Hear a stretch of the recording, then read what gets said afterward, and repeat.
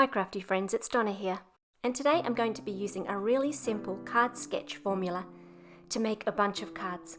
Here in Tokyo we've recovered now from the New Year's festivities that last for 3 days, and I'm back in my craft room.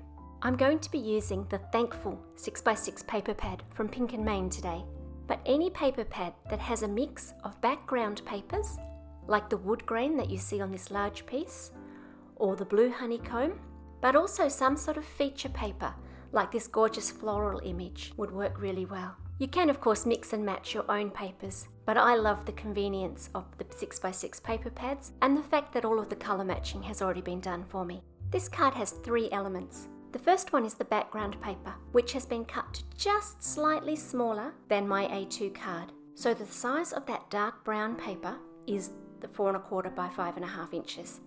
And the wood grain paper is just a smidge smaller, making it 5 3/8 inches by 4 1/8 inches.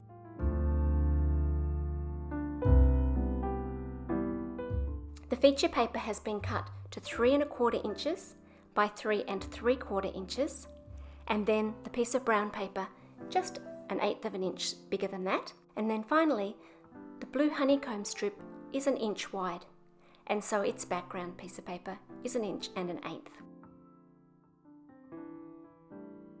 The first layers are quite easy to stick down because you're working on a very flat surface. I'm just using double-sided tape here. You could use glue because these papers are nice and sturdy and will stand up to glue.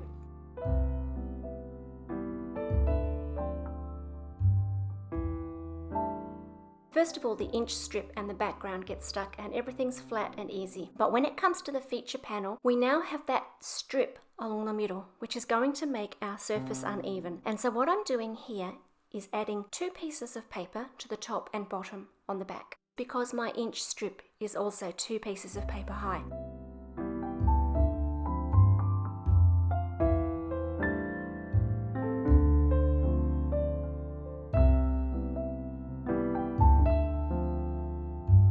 I want to pop this panel up with foam tape, and I can just do that straight on the back now that I've made the adjustments. And you can see that when I stick it down, it sits beautifully.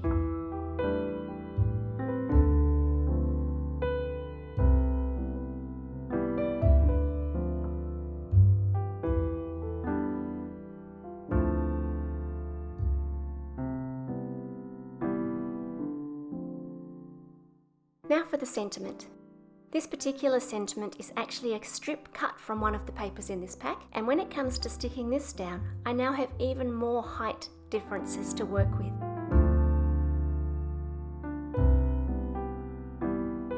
And what I found is by putting 2 strips of foam tape on my background and 1 strip of foam tape on the next layer up, I get a nice even surface.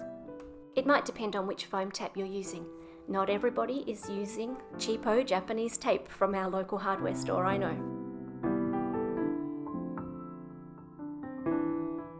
Once that sentiment's down, the card is done. This sketch is one of my favourite ways to use patterned paper. If you'd like more information, the coordinating blog post will be in the information box below. If you've enjoyed this video, don't forget to encourage me by clicking the thumbs up button. And if you'd like to see more, then feel free to subscribe.